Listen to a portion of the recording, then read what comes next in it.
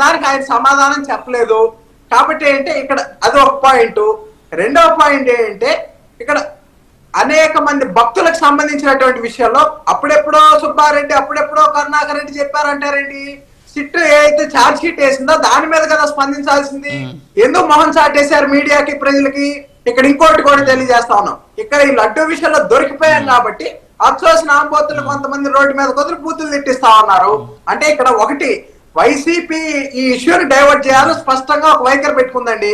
ఇవాళ కూడా ఇప్పుడు సురేష్ గారితో సహా అందరూ కూడా మీరు ఇక్కడ నెయ్యిలో కల్తీ జరిగిందని చెప్పి ఛార్జ్ షీట్ వేసారు, ఒప్పుకుంటారంటే ఈ రాజకీయ పార్టీలు ఒప్పుకునే కాదు తుది తీర్పు అంటున్నారు. అంటే మరి తుది తీర్పు వచ్చేదాకానే ఇందులో జంతుకు కలిసిందా లేదా అని చెప్పి వీళ్ళే డిసైడ్ చేస్తారు, కానీ నెయ్యిలో కల్తీ జరిగిందా లేదా అని మాత్రం ఒప్పుకోరంట. అంటే సార్ ప్రజలు చూసి నవ్వుకుంటున్నారండి బయట. ఇక్కడ ఒకటి జగన్మోహన్ రెడ్డి గారు గతం నుంచి కూడా టీటీడీని అవమానిస్తున్నారని ప్రజలు భావిస్తా ఉన్నారు.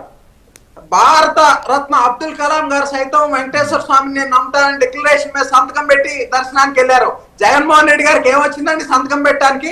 అంటే ఆయన వెంకటేశ్వర స్వామిని నమ్మట్లేదని హిందువులందరూ కూడా భావిస్తా ఉన్నారు బయట. అంటే ఆనాటి నుంచి నేటి వరకు కూడా వెంకటేశ్వర స్వామి పట్ల నమ్మకం లేకుండా టీటీడీని భ్రష్టు పట్టించాలనే ఉద్దేశంతో వైసీపీ పనిచేస్తా ఉందని కూడా మేము ఈ సందర్భంగా తెలియజేస్తా ఉన్నాం. అంటే మేమనే కాదు ప్రజలందరూ కూడా చెప్తా ఉన్నారు. అదే విధంగా తెలుగుదేశం పార్టీ నాయకులే కాదు ప్రజలందరూ కూడా బ్యానర్లు వేశారు. ఈ రోజు ప్రతి ఊళ్ళో కూడా మీరు కల్తీ చేశారని భక్తుల మనోభావాలు దెబ్బతిన్నాయి కాబట్టి భక్తులు బ్యానర్లు వేసుకున్నారు. దాన్ని చించుతామని వెళ్ళారు, కొంతమంది ప్రయత్నాలు చేశారు. సరే ఏమైంది అనేది దానికి ప్రజలు ఎట్లా రెస్పాండ్ అయ్యారు అనేది కూడా చూశారు మీరు. కాబట్టి ఇప్పటికైనా సరే వాస్తవాలు మాట్లాడితే ప్రజలు 11వ తారీఖు అసెంబ్లీకి రావాలని కూడా ఈ సందర్భంగా విజ్ఞప్తి చేస్తా ఉన్నాం. ఓకే నాగార్జున గారు క్లోజ్ చేయండి ప్లీజ్. సార్ ఒక చిన్న సామెత సార్, అత్త కొట్టిందని కోడవలు ఏడవట్లేదంట సార్, తోడి కోడలు నవ్విందని చెప్పి కోడలు ఏడుస్తుందంట. అలా ఉంది వైసీపీ వాదన. మేమేం చెప్తున్నాం, అరే బాబు అది నెయ్యే కాదురా అంటే అలా కాదు, కూటమి ప్రభుత్వం బ్యానర్లు పెట్టింది దానివల్ల భక్తుల మనోభావాలు దెబ్బతిన్నాయి అని చెప్పి వీళ్ళు బాధపడుతున్నారు. అరే సప్లై చేసిన నెయ్యే కాదురా వాళ్ళు భక్తులు బాధపడతంటే లేదు కూటమి ప్రభుత్వం బ్యానర్లు పెట్టడం వల్ల వాళ్ళ మనోభావాలు దెబ్బతిన్నాయి అంటున్నారు. ముందు సప్లై చేసిన నెయ్యో కాదో తేల్చండి అయ్యా, అది నెయ్యే కాదు కదా.